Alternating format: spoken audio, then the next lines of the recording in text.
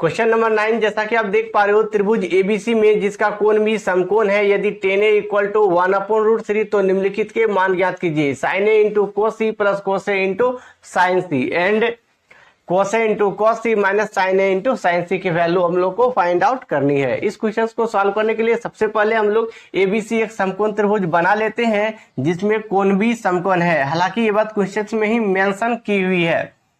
अब हम लोग इस समकोण त्रिभुज एबीसी में एच पी एंड बी को कंफर्म कर लेते हैं। ऑलरेडी इनफैक्ट हम लोग को पहले से ही मालूम है कि किसी भी समकोण त्रिभुज में जो सबसे बड़ी वाली साइड होती है वो एच कहलाती है। तो इस समकोण त्रिभुज एबीसी में सबसे बड़ी वाली साइड एसी है। इसका मतलब ये हुआ कि ये साइड एच है। अब पी एंड बी को कंफर्म करने के लिए हम लोग एंगल का हेल्प लेते हैं। क्वेश्चन में दिया हुआ है tan A equal to 1/√3। Tan की वैल्यू P अपॉन B होती है, तो P अपॉन B मतलब P की वैल्यू 1 हो जाएगी, B की वैल्यू √3। अब tan A मतलब एंगल A पर बन रहा है, तो एंगल इस जगह जब बनेगा तो इस एंगल के ठीक सामने वाली जो साइड होगी वो P कहलाएगी एंड बचा हुआ साइड B। इस प्रकार हम लोग इस समकोण त्रिभुज में एच पी एंड बी को भी कंफर्म कर लिए। P की वैल्यू 1 है तो P की वैल्यू आप 1 लिख लोगे, b की वैल्यू √3 है तो b की वैल्यू आप √3 लिख लोगे। h की वैल्यू अब हम लोग फाइंड आउट कर लेते हैं। Therefore h equal to √p² plus b²। p की वैल्यू 1 है तो 1 का स्क्वायर प्लस b²। b की वैल्यू √3 है तो इसका हम लोग स्क्वायर करेंगे।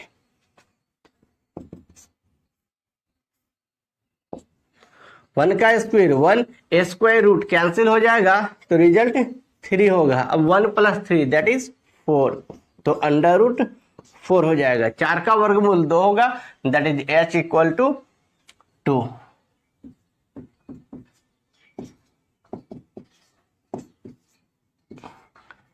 इस प्रकार h की वैल्यू 2 हो गई।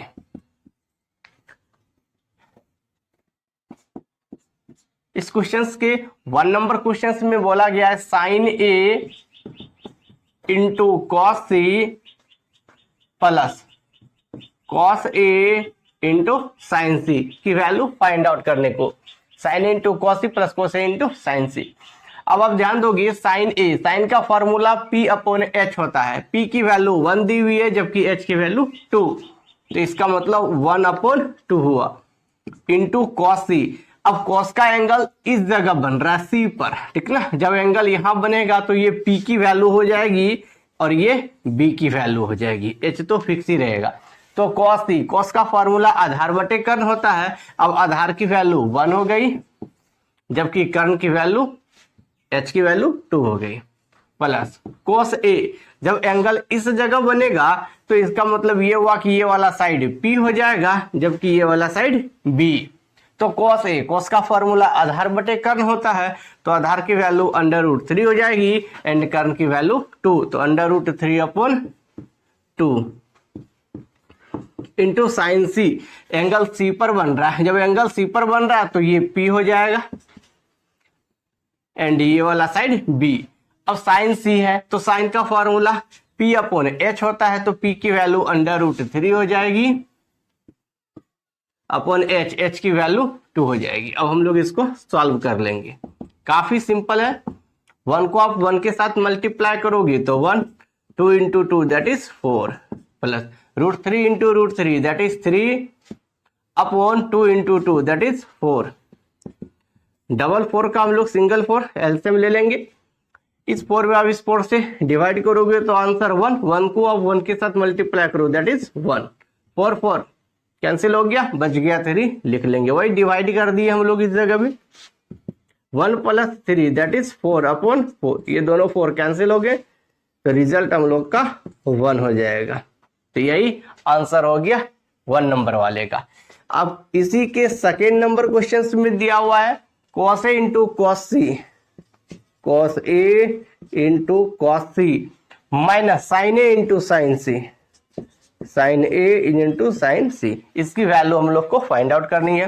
तो cos A, जब एंगल इस जगह बन रहा हो तो ये P हो जाएगी और ये B। अब cos A, तो एंगल यहां बना, cos का फॉर्मूला आधार बटे कर्ण होता है, तो आधार का मतलब B, कर्ण का मतलब H, तो B की वैल्यू √3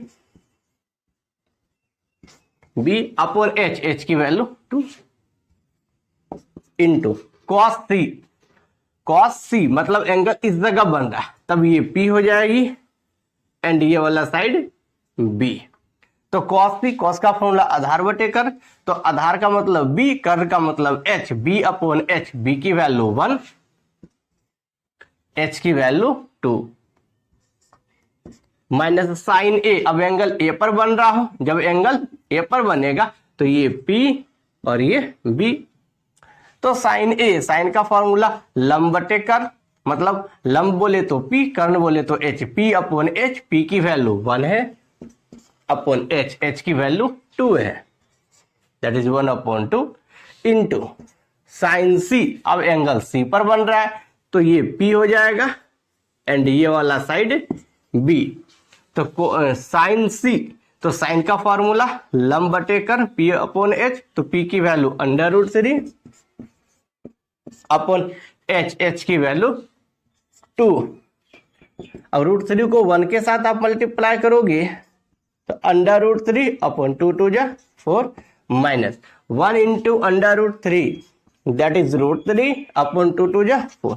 अब आप ध्यान से गैस करोगे, ये वाली वैल्यू पॉजिटिव एंड ये वाली वैल्यू निगेटिव, ये दोनों के दोनों वैल्यू कैंसिल हो जाएंगे और आंसर देंगे 0। दैट इज, मैं इस जगह लिख दे रहा हूं, तो इसका आंसर 0 हो जाएगा।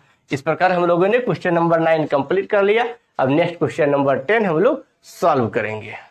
क्वेश्चन नंबर 10, जैसा कि आप देख पा रहे हो, त्रिभुज PQR में जिसका Q कोण समकोण है PR plus QR equal to 25 centimetre और PQ इक्वल टू 5 सेंटीमीटर, तो साइन P, cos P और tan P का मान ज्ञात कीजिए। इस क्वेश्चन को सॉल्व करने के लिए सबसे पहले हम लोग एक समकोण त्रिभुज PQR बना लेते हैं जिसका Q कोण समकोण है एंड PQ की वैल्यू 5 सेंटीमीटर है। हालांकि ये सारी बातें क्वेश्चन में ऑलरेडी पहले से ही मेंशन की हुई है एंड क्वेश्चन में ये भी दिया हुआ है कि PR plus QR equal to 25 centimetre, मतलब PR और QR इन दोनों साइड का जो योग है, जो सम है, वो 25 सेंटीमीटर है। ओके, हम लोग यहाँ लिखेंगे therefore from question, therefore from question, प्रश्न से PR plus QR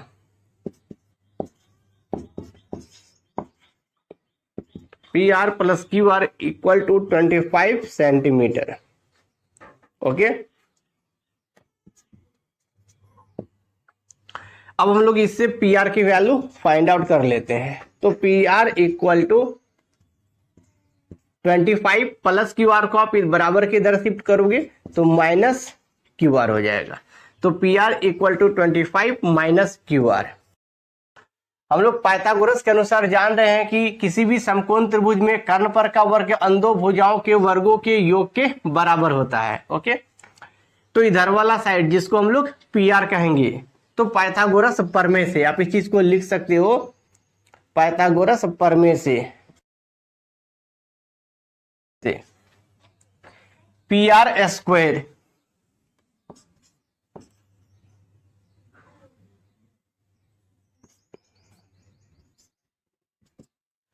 equal to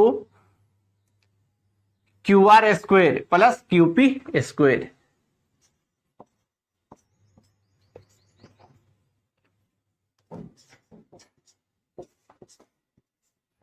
okay, PR square equal to QR square plus QP square.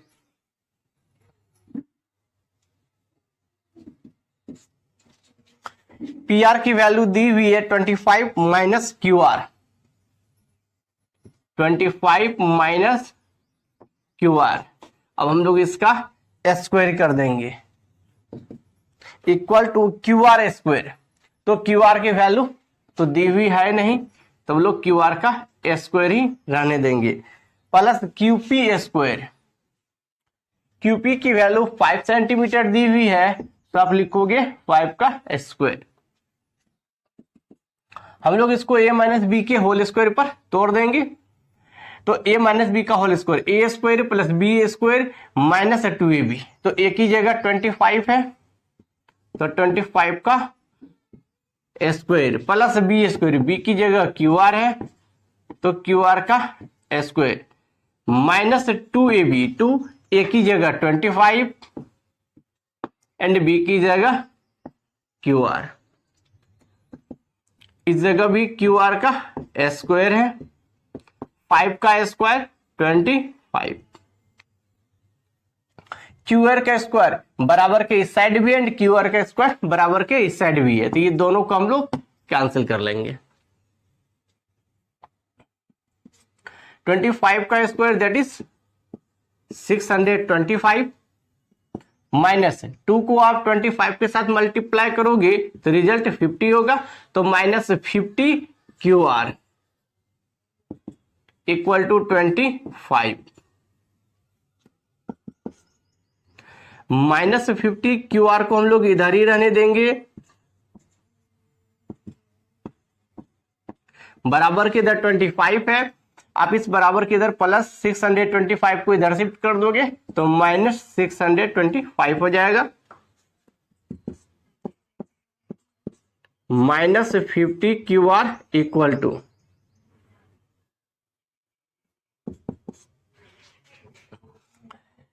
625 है और इधर 25 है, इन दोनों का आप माइनस करोगे तो रिजल्ट माइनस का 600 हो जाएगा, ये माइनस एंड ये माइनस, ये दोनों के दोनों कैंसिल हो जाएंगे।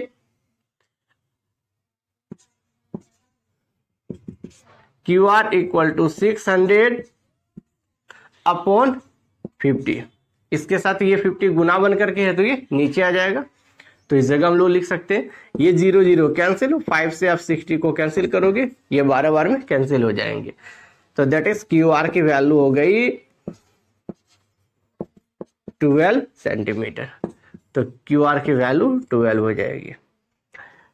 सिंस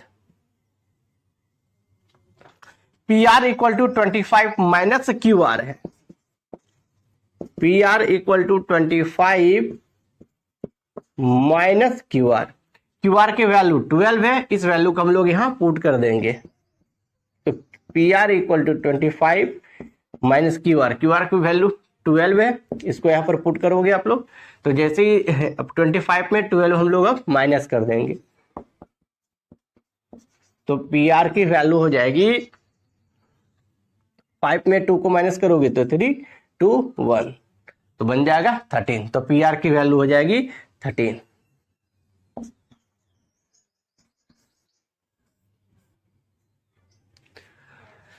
तो पी आर की वैल्यू हो जाएगी 13 और जबकि क्यू आर की वैल्यू हो जाएगी 12, तीनों साइड क्लियर है, पी आर की वैल्यू 13, पी क्यू की वैल्यू 5 एंड क्यू आर की वैल्यू 12। अब क्वेश्चंस में बोला गया था फाइंड आउट करने के लिए sine P, cos P and tan P, अब काफी इजीली इस वैल्यू को भी हम लोग फाइंड आउट कर लेंगे। Therefore sine P equal to, sine का फॉर्मूला पी अपॉन एच होता है, अब एंगल पी पर बन रहा है, तो एंगल पी पर बन रहा है तो ये वाला साइड पी कहलाएगा एंड ये वाला साइड बी, ये तो एच है ही, तो साइन का फॉर्मूला पी अपॉन एच, तो पी की वैल्यू हो जाएगी 12, एच की वैल्यू हो जाएगी 13, तो 12 अपॉन 13, तो क्लियर हो गया, that is sine P equal to 12 upon 13। अब हम लोग कॉस पी की भी वैल्यू फाइंड आउट कर लेंगे, same process. Cos P, cos का फॉर्मूला बी अपॉन एच होता है, बी अपॉन एच, बी की वैल्यू 5, एच की वैल्यू 13, तो 5 upon 13,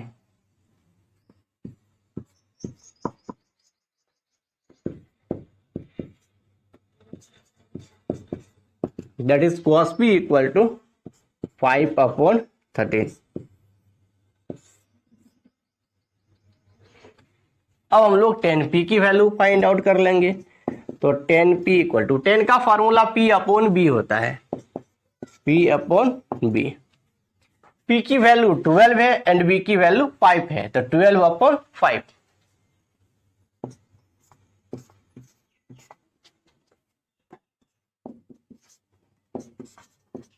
that is 10p equal to 12/5। इस प्रकार हम लोगों ने क्वेश्चन नंबर 10 को भी कंप्लीट कर लिया। अब नेक्स्ट क्वेश्चन नंबर 11 हम लोग सॉल्व करेंगे। क्वेश्चन नंबर 11 जैसा कि आप देख पा रहे हो, इसमें स्टेटमेंट दी हुई है और आपसे पूछा जा रहा है कि आप बताओ कौन सा स्टेटमेंट सत्य है, अदरवाइज कौन सा स्टेटमेंट असत्य है। कारण सहित आपको इसका आंसर करनी है। तो 11 के 1 नंबर क्वेश्चन में दिया हुआ है कि 10a का वैल्यू सदैव 1 से कम होता है। अब हम लोग इस चीज को क्लियर करते हैं। आप इस क्वेश्चन को सॉल्व करने के लिए सबसे पहले एक समकोण त्रिभुज एबीसी बना लोगे।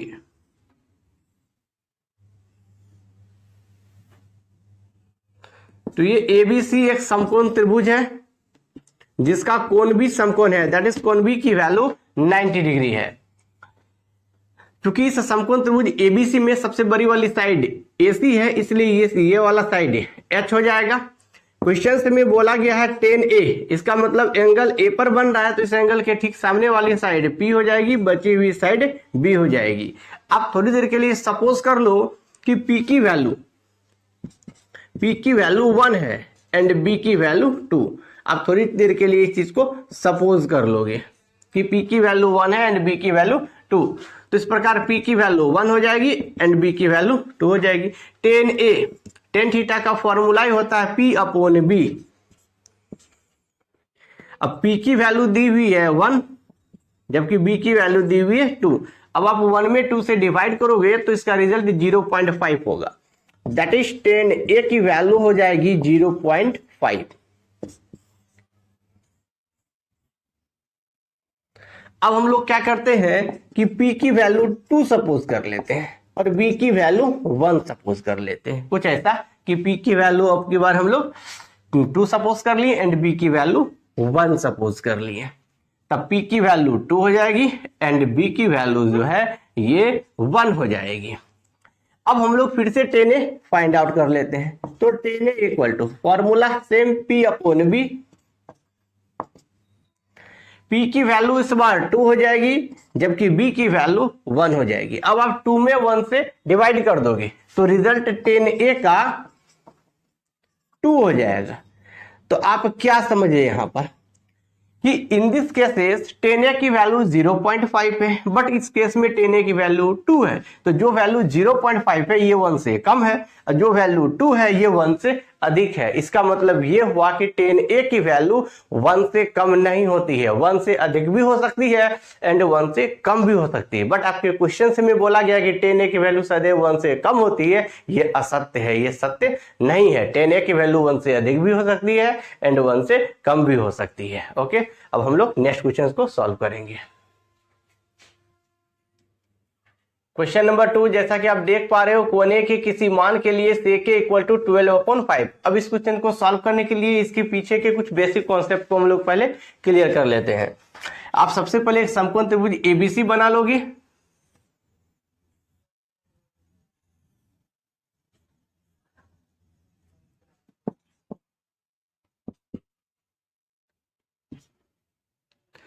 जिसमें ये वाला कोण बी 90 डिग्री है, दैट इज समकोण है एंड ये एंगल ए पर बन रहा है।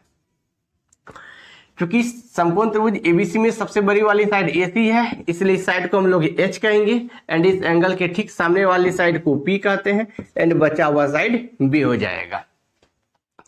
तो इसमें आप याद रखोगे कि एच हमेशा पी से एंड बी से दोनों से बड़ा होता है, मतलब H is greater than P and H is greater than B. मतलब एच हमेशा पी से भी बड़ी होगी एंड एच हमेशा बी से भी बड़ी होगी।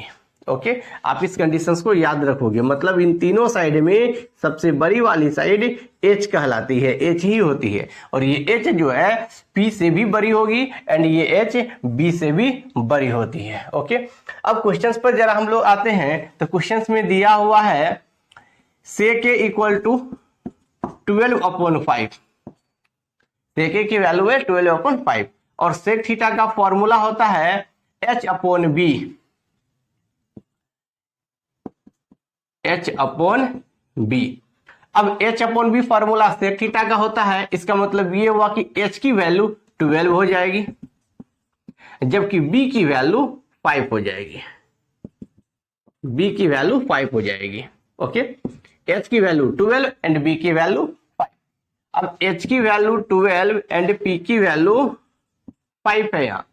अब सोचो कंडीशंस है कि यदि हम लोग एच और बी इन दोनों को ध्यान से देखिए तो एच बी के बारे में जस्ट अभी आपने तुरंत सीखा है कि एच हमेशा बी से भी बड़ी होती है, एच पी से भी बड़ी होती है, मतलब एच का वैल्यू बी से बड़ा हो जाएगा। तो बी की वैल्यू 5 है जबकि एच की वैल्यू 12 है। तो आप इसमें क्या देख पा रहे हो कि एच की जो वैल्यू है वो बी वाली वैल्यू से बड़ी है, मतलब एच का मान बड़ा है और बी का मान छोटा है। इसका मतलब ये स्टेटमेंट सत्य है। इसका मतलब दिया गया जो स्टेटमेंट है ये सत्य होगा। अब नेक्स्ट क्वेश्चन नंबर हम लोग थर्ड इसका चेक करेंगे। क्वेश्चन नंबर 3, जैसा कि आप देख पा रहे हो, कोस ए कोण ए के कोसिकेंट के लिए एक प्रयुक्त एक संक्षिप्त रूप है। अब इस चीज को क्लियर करने से पहले हम लोग इसके कुछ बेसिक को समझ लेते हैं। देखिए, साइन को ही शॉर्ट फॉर्म में SIN हम लोग लिखते हैं, जिसको हिंदी में ज्या पढ़ा जाता है। कोसाइन COSINE कोसाइन, इसी को हम लोग सिंबल के रूप में कॉस लिखते हैं COS, और इसको हिंदी में कोज्या बोला जाता है। टेंजेंट, इसी को हम लोग सिंबल के रूप में टेन लिखते हैं TN, और इसको हिंदी में अस्पक पढ़ते हैं। कोटेंजेंट, इसी को हम लोग सिंबल के रूप में कोट लिखते हैं और इसको हिंदी में को अस्पक पढ़ते हैं। सेकेंड, इसको हम लोग सिंबल के रूप में सेक लिखते हैं और उसको हिंदी में छे बोला जाता है। कोसिकेंट, इसको सिंबल के रूप में हम लोग कोसेक लिखते हैं और इसको हिंदी में हम लोग कोछे पढ़ते हैं। अब क्वेश्चन जो आपके सामने दिया हुआ है स्टेटमेंट के रूप में, उसका कहना है कि कोस जो है, ये जो कोस है ये कोसिकेंट का सिंबल है, जो कि साफ गलत है। कोस जो है एक्चुअल में कोसाइन का सिंबल होता है, ठीक ना। कोसिकेंट का सिंबल कोसेक होता है, कोस नहीं। अब स्टेटमेंट में बोला गया कि नहीं, कोस जो है वो कोसिकेंट का सिंबल है, जो कि साफ गलत है। इसका मतलब दिया गया स्टेटमेंट जो है वो असत्य है। अब हम लोग नेक्स्ट क्वेश्चन को समझने का कोशिश करेंगे। क्वेश्चन नंबर 4, जैसा कि आप देख पा रहे हो, कोट और ए का गुणनफल होता है। अब इस चीज को हम लोग क्लियर करते हैं। देखिए,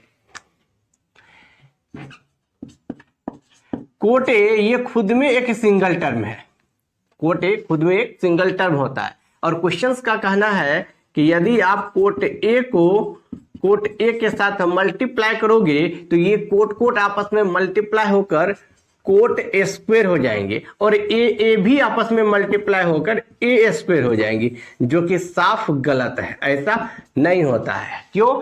रीजन ये है कि ये कोट ए खुद में एक सिंगल टर्म है, इसलिए खुद में मल्टीप्लाई होकर कोट ए स्क्वायर ए होंगे। इसमें कोट यदि मल्टीप्लाई हो गया तो ए स्क्वायर नहीं होगा। ऐसे भी एंगल को इस जगह हम लोग मल्टीप्लाई नहीं करेंगे, बिकॉज ये खुद में एक सिंगल टर्म है, इस वजह से।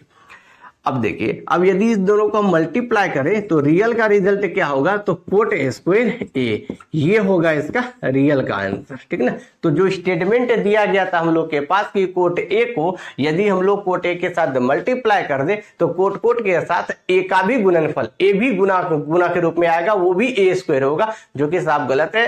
कोट ए को यदि आप कोट ए के साथ मल्टीप्लाई करोगे तो कोट ए स्क्वायर ए होगा, कोट ए स्क्वायर नहीं हो सकता। इसका मतलब दिया गया स्टेटमेंट गलत है। अब हम लोग नेक्स्ट क्वेश्चन को सॉल्व करेंगे।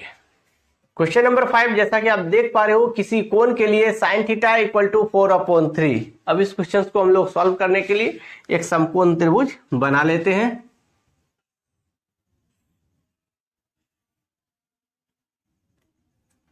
इसका नाम ABC रख लोगे आप। कोण भी 90 डिग्री है एंड ये एंगल जो है ये थीटा है। क्वेश्चंस में दी हुई है sin theta equal to 4/3। Okay, तो समकोण त्रिभुज ABC को आप ध्यान से देखोगे, इसमें सबसे बड़ी वाली साइड AC है तो इसको हम लोग H कहेंगे। थीटा के ठीक सामने वाली साइड ये P हो जाएगी एंड बची हुई साइड B हो जाएगी। sin थीटा का फॉर्मूला P/H होता है, तो P की वैल्यू 4 हो गई एंड H की वैल्यू 3, तो H की वैल्यू आप 3 लिख लोगे एंड P की वैल्यू 4। ओके,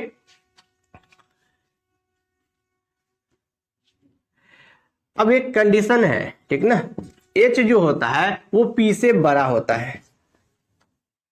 H की वैल्यू जो है वो H जो है वो P से बड़ा होता है एंड ये H जो है B से भी बड़ा होता है। हम लोग यहाँ पर डिस्कस करेंगे इस चीज को लेकर के। एक्चुअली H जो है इनफैक्ट P से बड़ी होती है। अब आप यहाँ देखोगे P की वैल्यू आपके पास 4 है, H की वैल्यू 3 है। P की वैल्यू 4 है, H की वैल्यू 3। P की वैल्यू 4, H की वैल्यू 3। और हमने अभी जस्ट आपको बताया कि H जब भी होगा तो P से बड़ा होगा। अब H की वैल्यू 3 है, P की वैल्यू 4, तो यहाँ बड़ी कौन हो गई? P, जो कि गलत है, ठीक है ना। P की वैल्यू H से बड़ी नहीं हो सकती है, H की वैल्यू P से बड़ी होती है। इसका मतलब दिया गया जो स्टेटमेंट है sin थीटा इक्वल टू 4/3, ये गलत है, ठीक है ना। ये साफ क्या हो जाएगा? गलत। मतलब दिया हुआ स्टेटमेंट क्या हो गया? गलत हो गया। इस तरह से हम लोगों ने एक्सरसाइज 8.1 में दिए गए सारे क्वेश्चंस को काफी सिंपल ढंग से सॉल्व कर लिया और समझ भी लिया। आई होप कि आपके सारे डाउट्स क्लियर हो गए होंगे। यदि फिर भी आपके मन में कोई क्वेश्चन है तो आप नीचे कमेंट करके पूछ सकते हो। जय हिंद।